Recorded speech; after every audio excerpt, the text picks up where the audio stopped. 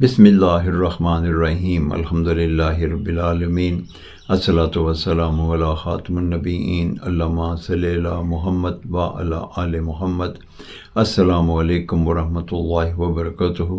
میری آج کی گفتگو کا موضوع ہے کثرت سے درود پاک پڑھنے والوں کا روز محشر کیا انجام ہوگا۔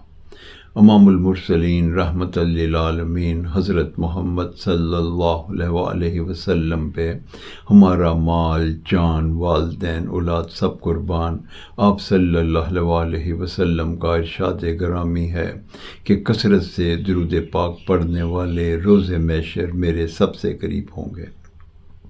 روز محشر کیا ہے؟ یہ یوم جزا ہے۔